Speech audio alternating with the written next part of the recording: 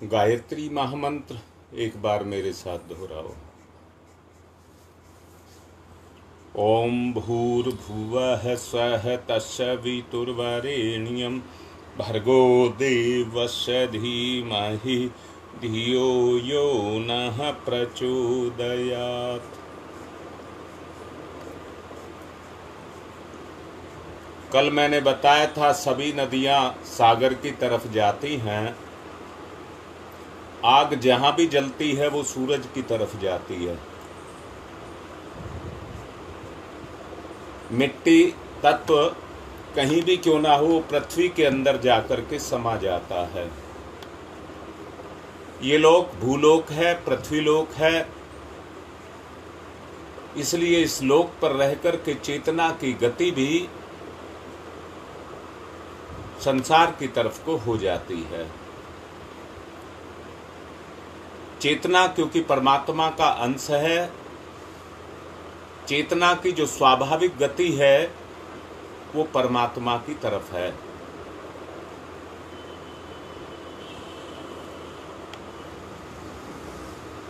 ईश्वर उपासना इस स्वाभाविक गति को करने में इस जीव की सहायता करती है।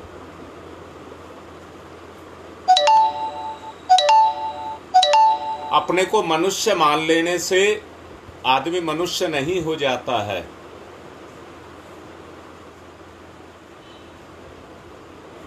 इसमें मानवता की गति को करना पड़ता है, मानवीय गुणों को जगाना पड़ता है।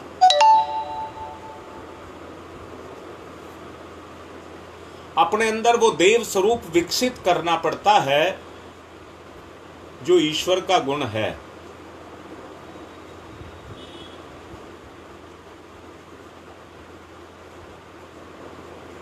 उसको विकसित करना पड़ता है। तभी उसके साथ जाकर के मिलन होता है। ईश्वर के साथ गुणों के कारण ही मिलन होता है। एक बात सब याद रखना, परमात्मा है कारण किसी को ना दुख देता है और ना खुशियां देता है।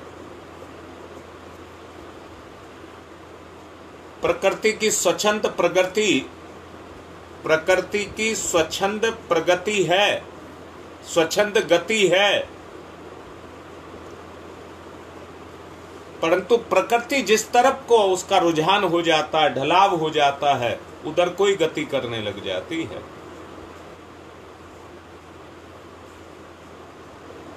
जो इस प्राकृतिक नियम से टकराता है, इसका विरोध करता है, वो बार बार दुखों को भोगता है। और जब तक भोगता रहेगा, जब तक प्रकृति से टकराएगा, तब तक चैन और शांति नहीं पाएगा। बोलो, इतनी बात समझ आ रही है? इतना तो समझ रहे होगे मेरी प्रकृति है, और इतना और समझ लीजिए मेरी चेतना भी है। आपकी चैतन्य गति प्रकृति में है। आप चैतन्य प्रकृति हैं। आपके इस शरीर में चैतन्य प्रकृति काम कर रही है, जो इसको चैतन्य रखे हुए है। इतनी बात तो समझ आ रही होगी। चेतना की गति प्रकृति में है, प्रकृति की गति संसार में है। इंद्रिय सुख के कारण, और कोई कारण नहीं है। जो अनुभूत अंदर से होती है, उस सुख को केवल प्राप्त करने के लिए और कोई उद्देश्य नहीं है। शक्ति का विस्तार शक्ति है। मैंने अभी कहा शक्ति की गति प्रकृति में है। आपकी प्रकृति में जितनी, मैं फिर दोबारा से कहता हूं, भारत का एक राष्ट्रपति है, एक प्रधानमंत्री है, कोई जज है, कोई आईएएस है, उनके पास शक्ति है अधिकार के कारण, उनके पास शक्ति है अधिकार के कारण।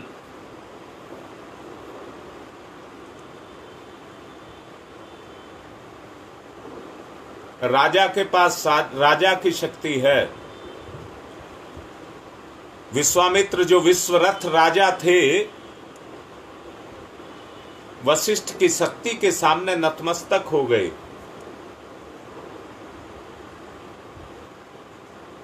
जो राजा होकर के नहीं कर सकते थे, वो उन्होंने फक्कड़ से करा करके देख लिया और कह दिया धिक धिक बलम क्षत्रिय बलम। इसलिए अध्यात्म का बल ज्यादा ताकतवर होता है। और दोबारा से कह रहा हूं, आप अपनी शक्ति को पहचानिए और अपनी शक्ति का संवर्धन करिए। अपनी शक्ति को, अपने आप को पहचानिए और अपनी शक्ति का संवर्धन करिए। जब तक गलत मार्ग से लौट करके आप वापसी नहीं आएंगे, मैं नहीं जानता आप सारी कमियों को अपनी को कोई जानता हो ना। अगर 100% कमी है तो 1% 2% तो आप जानते हैं।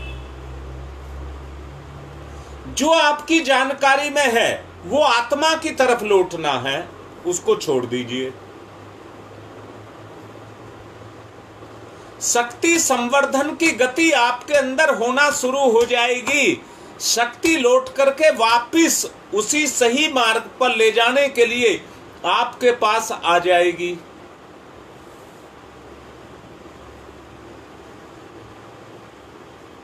और आपकी स्थिति भगवान भक्त की भावनाओं के रूप में फलित होने लग जाएगी।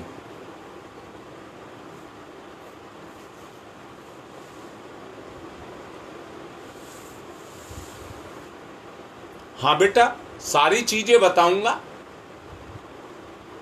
अभी आपको बताया गया है।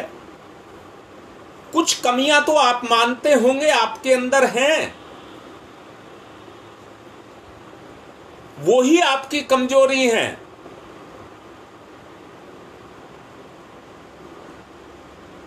अगर आपके अंदर की शक्ति जगी,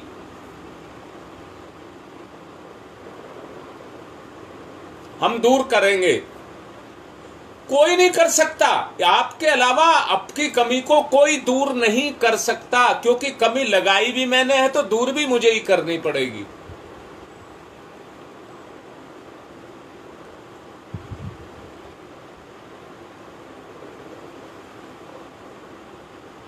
आज का समय है, आदमी अपनी कमियों को सामने वालों के, अपनों के ऊपर थोप देता है। आदमी अपनी ही कमियों को दूसरे पर लगा देता है, जिम्मेदार दूसरे को बना देता है। अगर आप दुख पा रहे हैं, मैंने अभी कहा था,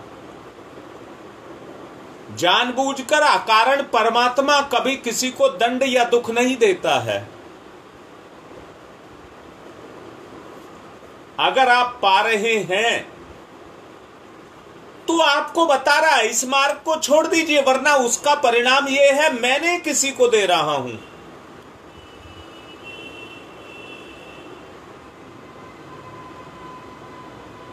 बेटा, कर्म का परिणाम है। आज तक सबको भोगना पड़ा है। आज तक सबको भोगना पड़ा है। हाँ दिनेश, धिक धिक बलम क्षत्रिय बलम ही कहा है। बेटा, आत्मबल की रक्षा के लिए क्षत्रिय यानी कि छाती का बल जो है वो आत्मबल की रक्षा के लिए होता है।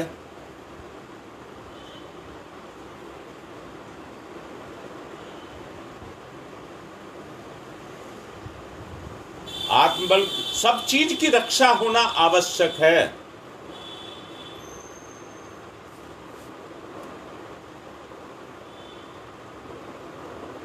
आपको भक्त और भगवान बनकर के, भक्त बनकर के अपने भगवान की भी रक्षा करनी होगी।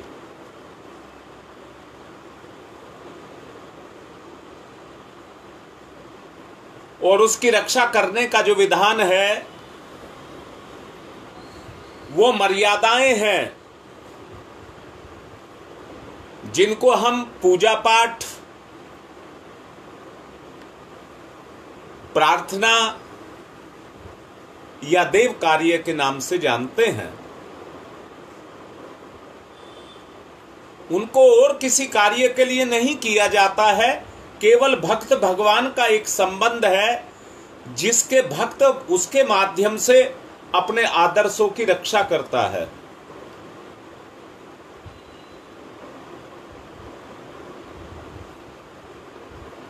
विश्वास, दृढ़ निश्चय रखते हुए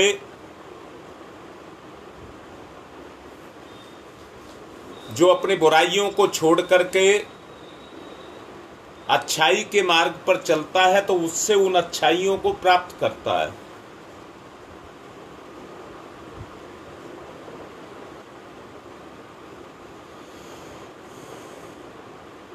ईश्वर ने जो विधान बनाया है,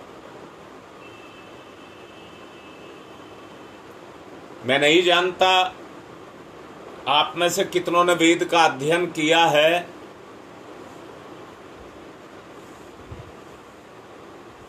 यही मान करके चला जाए कि नहीं किया है।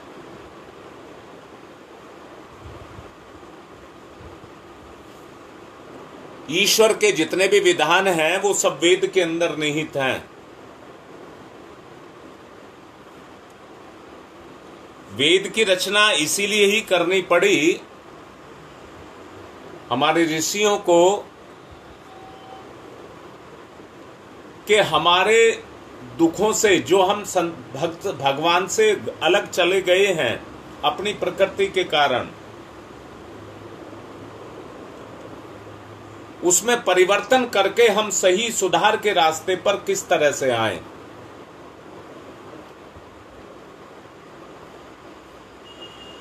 उसी के लिए जितने भी क्रियाकलाप विधान बनाए गए हैं सिर्फ उसी के लिए बनाए गए हैं।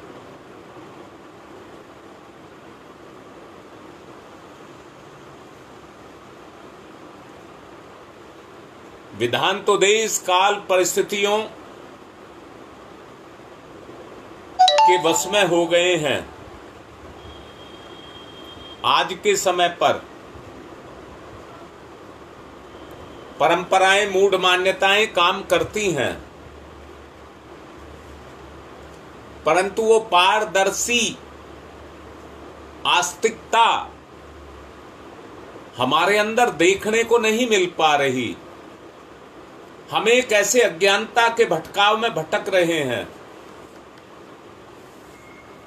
अगर कुछ कर भी रहे हैं तो अपनी विवेक बुद्धि से नहीं, परंपराओं की लीकों को पीट रहे हैं।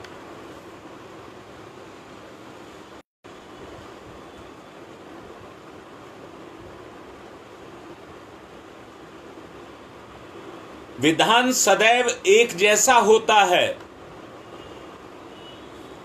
भावनाशील व्यक्ति जब चाहे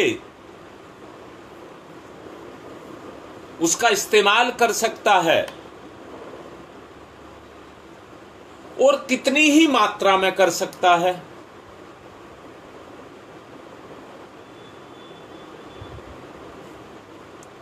कण से लगा करके विराट तक जितनी शक्ति आपकी बढ़ेगी उतना ही आपका दायरा भी बढ़ेगा। देख लीजिए अंदर से, जितनी शक्ति का आप अपनी का संवर्धन करेंगे उतना ही संसार में आपकी पकड़ भी बढ़ती चली जाएगी।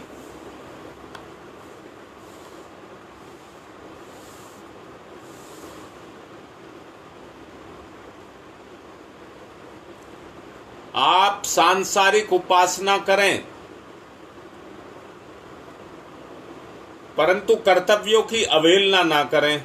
रीटा अभी लिख रही थी कैसे करें। कर्तव्य आपका धर्म है या कर्तव्य के पीछे धर्म छुपा हुआ है?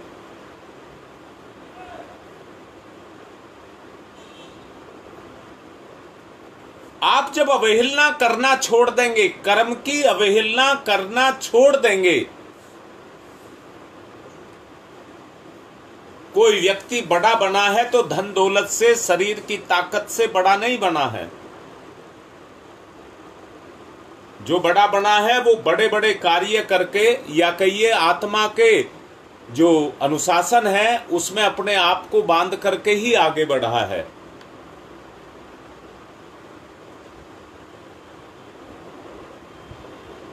जैसा कर्म बीज वैसा ही फल,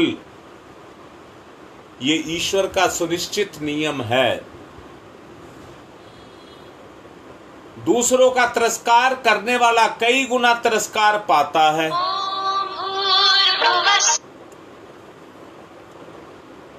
दूसरों का तिरस्कार करने वाला कई गुना तिरस्कार पाता है।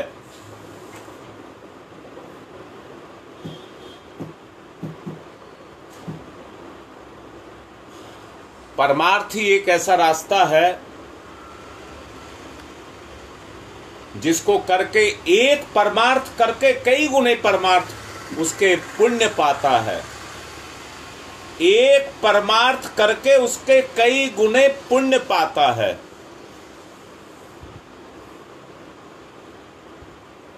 और पुण्यों का बदला सुख के रूप में उसको मिल सकता है।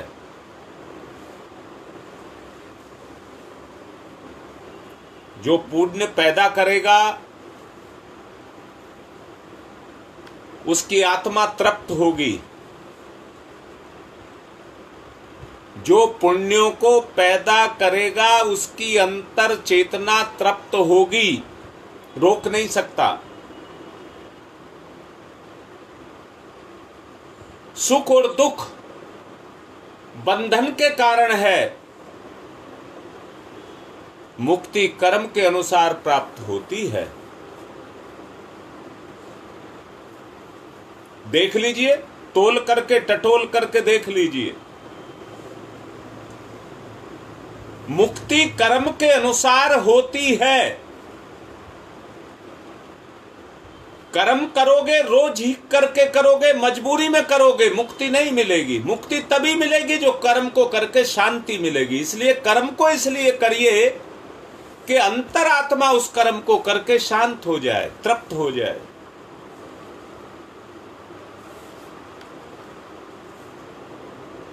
वर्तमान ही मुक्ति का रास्ता है। आपका वर्तमान ही मुक्ति का रास्ता है।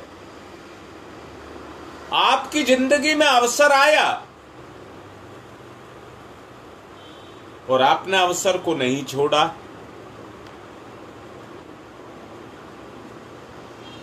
जिनको हम दुख समझते हैं वो अवसर हैं, उनका हम मुकाबला करें और उनकी भरपाई के लिए कर्म को करें, जिससे वो दुख शांत हो जाए।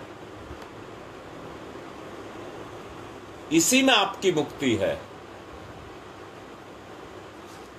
इसी में आपकी मुक्ति है। अच्छा, आप देखते नहीं क्या दुष्कर्म का प्रभाव कैसा होता है?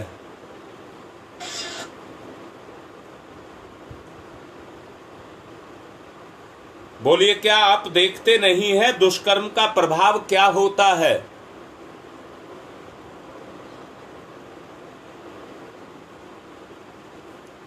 गुप्ता जी की बात को पढ़ लीजिए। अपनी बात के माध्यम से उन्होंने निचोड़ लिख दिया है। और ध्यान की तरफ चलें।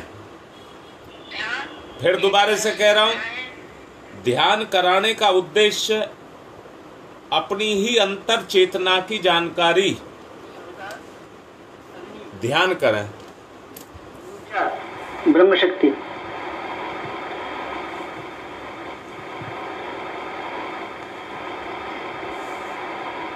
सविता ब्रह्म, सविता वर्चस्व,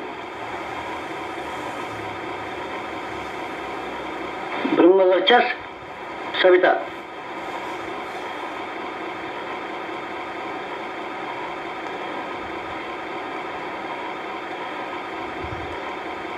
सविता उपास्य, ब्रह्मवर्चस उपास्य।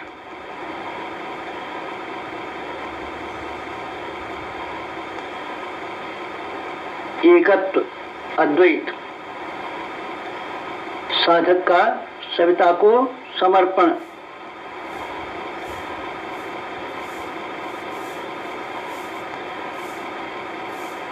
समर्पण विसर्जन विलय।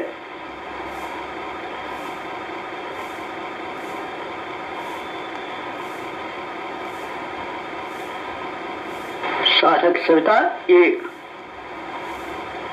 भक्त भगवान एक, एकत्व अद्वैत।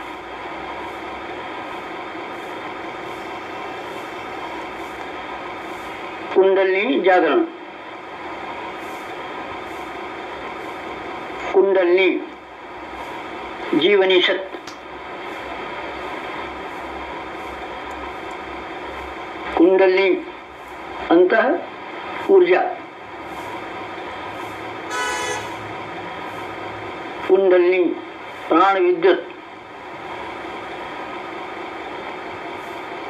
कुंडलिनी योगाग्नि।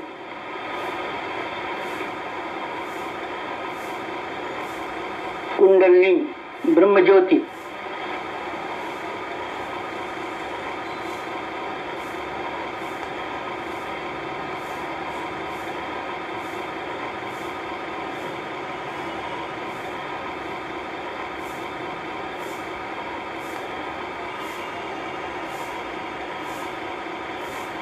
सविता शक्ति का कुंडलिनी क्षेत्र में प्रवेश, मूलाधार क्षेत्र में प्रवेश सविता का।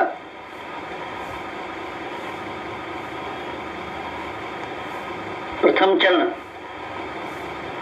कुंडलिनी जागरण का प्रथम चरण मंथन।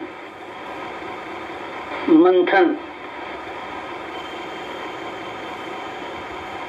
सविता सहयोग से शक्ति क्षेत्र का मंथन।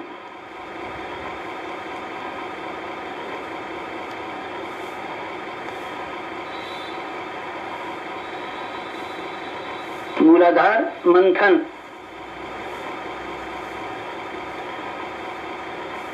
समुद्र मंथन। जीवन मंथन। प्राण मंथन। अग्नि मंथन। मंथन मंथन मंथन।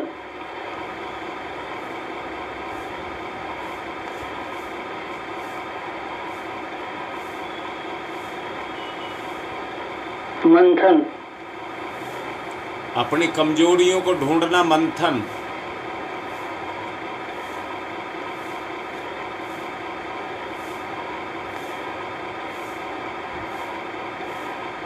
मंथन से अंतः ऊर्जा का संवर्धन।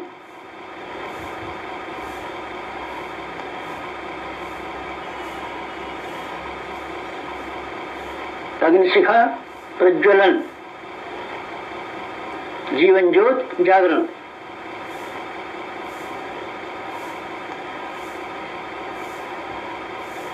द्वितीय चरण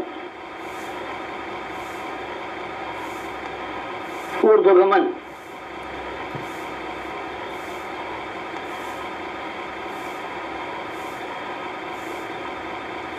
ऊर्ध्वगमन सविता सहयोग से जागृत शक्ति का ऊर्ध्वगमन।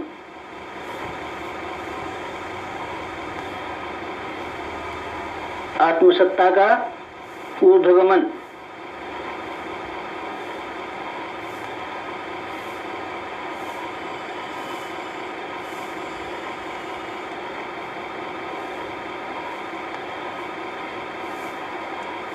कुंडलिनी का ऊर्ध्वगमन।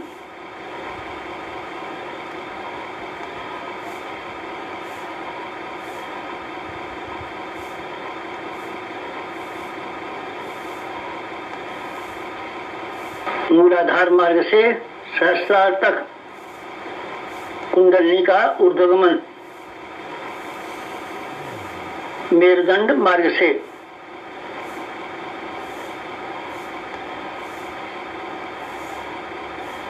आत्मसत्ता का ऊर्ध्वगमन,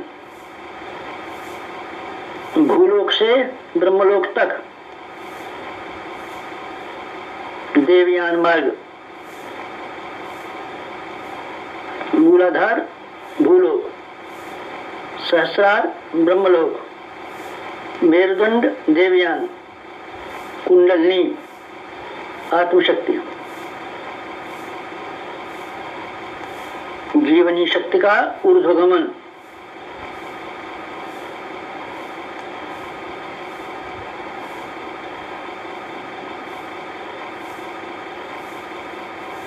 उत्थान, उत्कर्ष, अभ्युदय,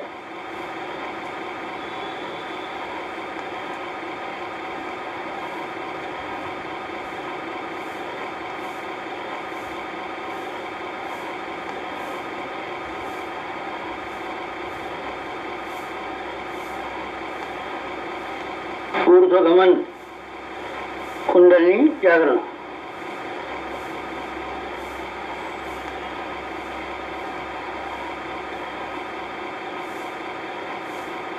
तृतीय चरण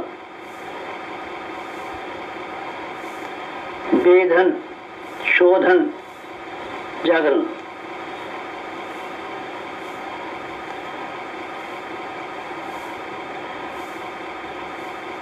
सविता सहयोग से षट चक्रों का वेधन,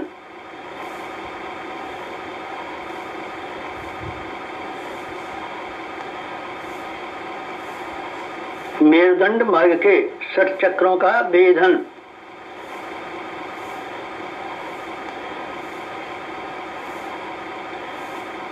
प्राण विद्युत से शक्ति स्रोतों का उत्खनन,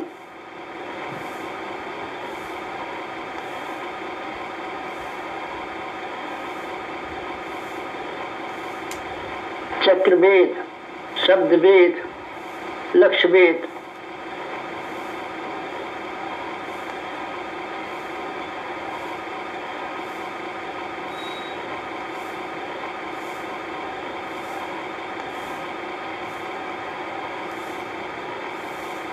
वेधन, शोधन, जागरण, षट चक्रों का जागरण।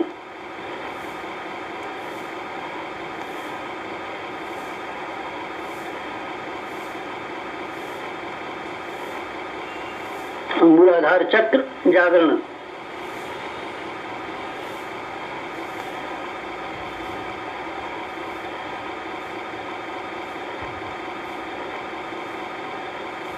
स्वादिष्ठान चक्र जागरण,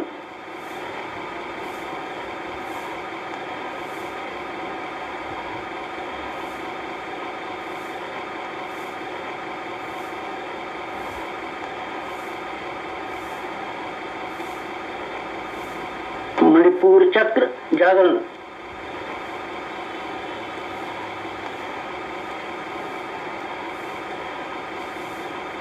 अनाहत चक्र जागरण,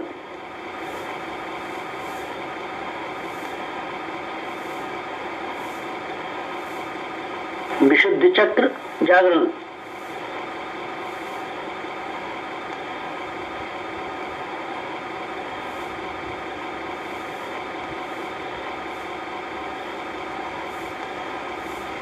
आज्ञा चक्र जागरण,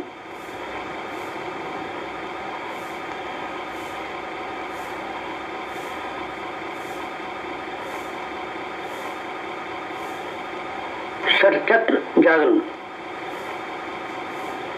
कुंडलिनी जागरण।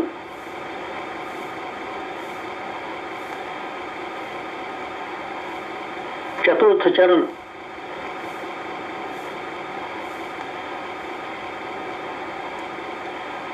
विस्तरण,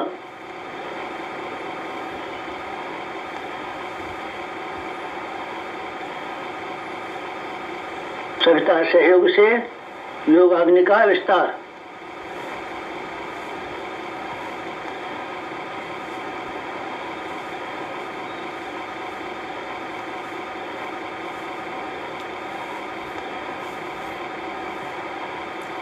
मूलाधार का आत्मसत्ता में विस्तार।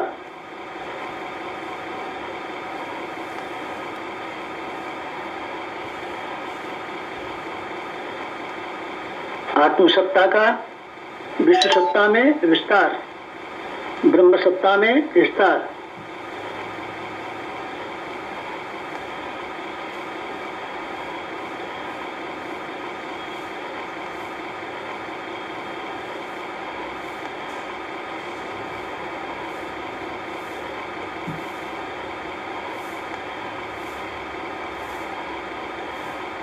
चिंगारी का दावानल में विस्तार।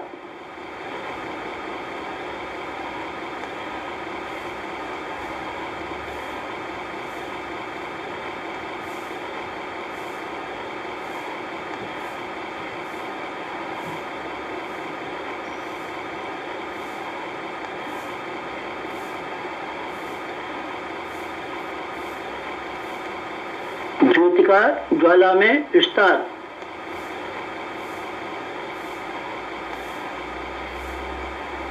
मूलाधार का आत्मसत्ता में, आत्मसत्ता का विश्व सत्ता में, ब्रह्म सत्ता में।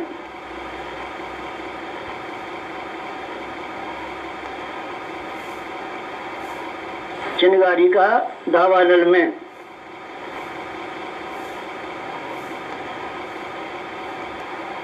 ज्योति का ज्वाला में विस्तार, विस्तरण, जागरण, कुंडलिनी जागरण।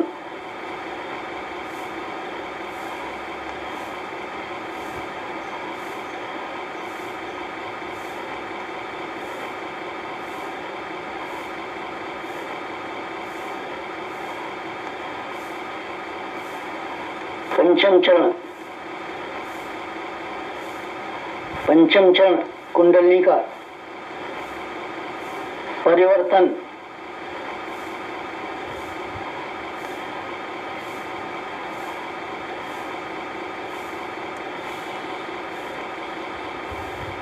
मूलाधार का सहस्रार में परिवर्तन,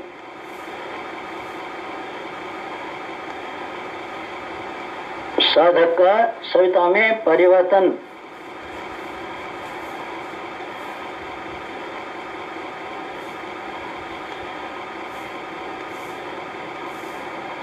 आत्म ज्योति का ब्रह्म ज्योति में परिवर्तन,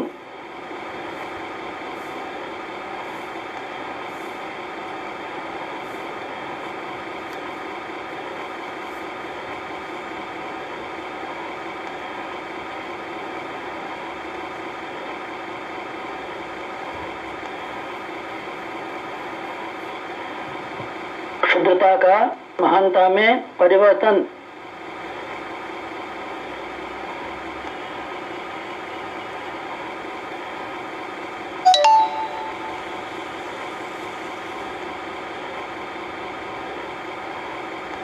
कामना का भावना में परिवर्तन,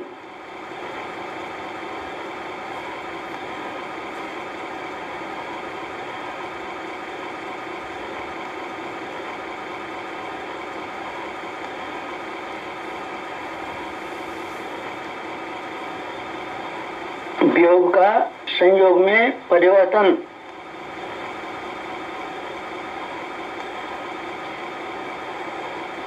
नर का नारायण में परिवर्तन,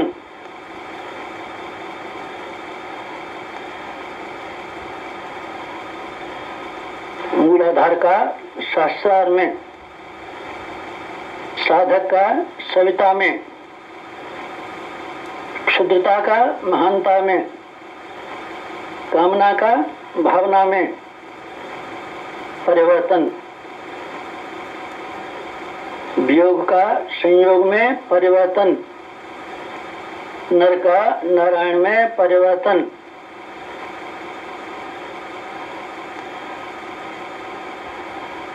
परिवर्तन, संवर्धन, जागरण, कुंडलिनी जागरण।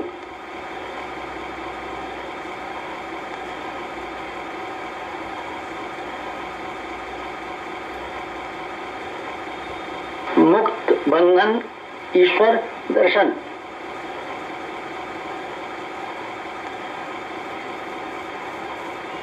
कुंडलिनी जागरण, जीवनी शक्ति जागरण, अंत ऊर्जा जागरण,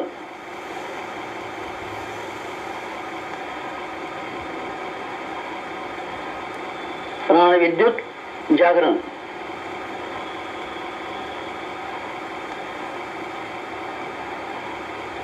योगाग्नि जागरण, ब्रह्मज्योति जागरण,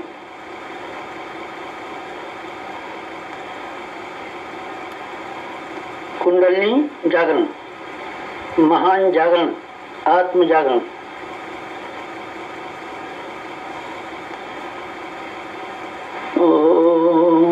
ओम तमसो मा ज्योतिर्गमय,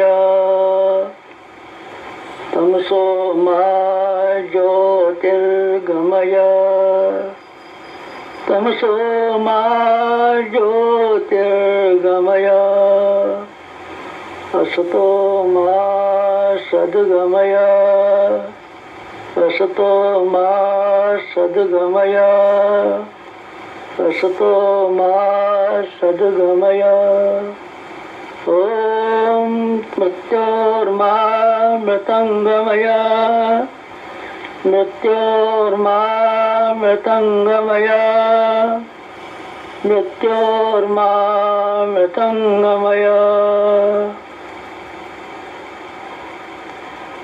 तमसो मा, तमसो मा, तमसो मा ज्योतिर्गमय, ज्योतिर्गमय, ज्योतिर्गमय।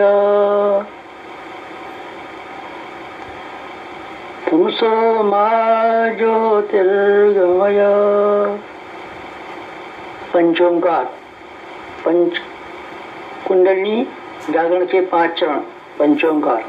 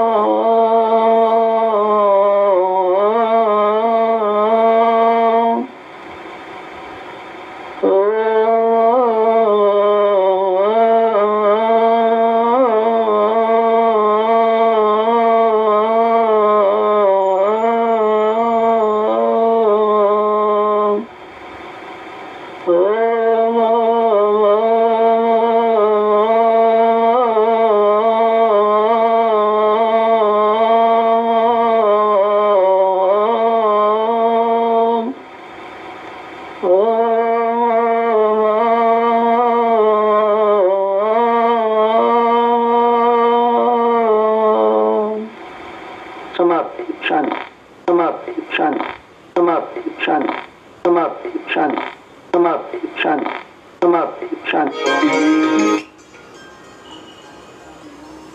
दोनों हाथ रगड़ें और मुखमंडल पर फिराएं।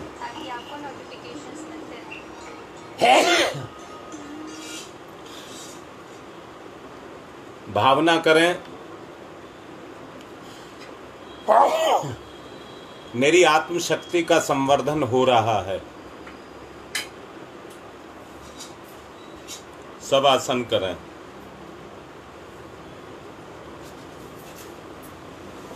आज की बात संपन्न।